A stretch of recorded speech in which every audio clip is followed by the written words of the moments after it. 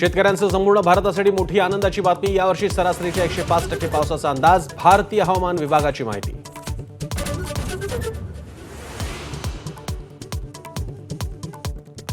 Tuljapur drugs प्रकरणात कोर्टात आरोपपत्र दाखल. कुठल्या आरोपीनं कोणती भूमिका बजावली याचा तपशील असल्याची माहिती.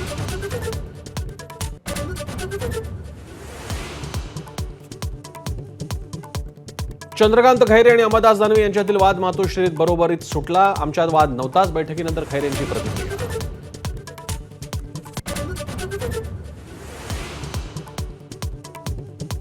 रायगडच्या पालकमंत्रीपदाचा तिढा महिना अखेरीस सुटेल. मंत्री भरत गोगावले यांची स्पष्टोक्ती. आज एकनाथ शिंदेंची भेट घेणार असल्याची ही माहिती.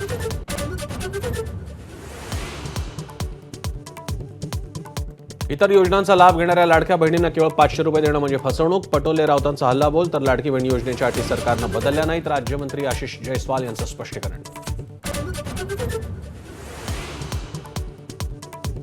सिंधुदुर्गातील 2023च्या प्रकाश बिडवलकर हत्याप्रकरणी 4 आरोपींना अटक. तर हत्या पचवण्यासाठी शिंदेच्या शिवसेनेत आरोपी शिरसाटचा प्रवेश. माजी आमदार वैभव नाईकांचा आरोप. धनंजय मुंडेंना कराड नकोच होता. तो मुंडेंची सर्व गुपितं बाहेर काढणार होता. निलंबित पोलीस अधिकारी रणजित कासलेचा नवा दावा.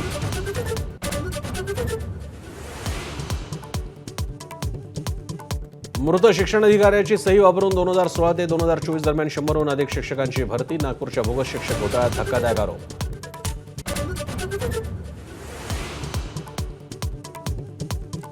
जालन्यात अतिवृष्टी गारपिटीच्या अनुदानावर महसूल अधिकारी कर्मचाऱ्यांचा डल्ला. बोगस शेतकऱ्यांच्या नावे कोट्यवधींचं अनुदान हडपलं. जिल्हाधिकाऱ्यांच्या चौकशीत धक्कादायक प्रकार उघड.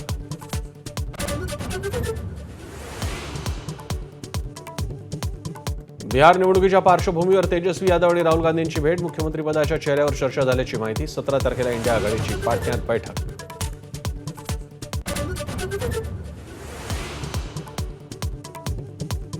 डिजिटल अरेस्टची बतावणी करून फसवणूक करणाऱ्या चौघांना अटक. ऑपरेशन चक्र व्ही अंतर्गत सीबीआयची मोठी कारवाई. अटकेतले चौघे आरोपी मुंबई आणि मुरादाबादचे.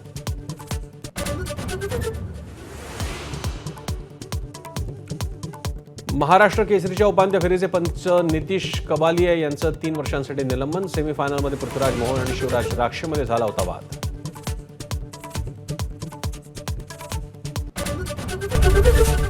एबीपी माझा, उघडा डोळे बघा नीट.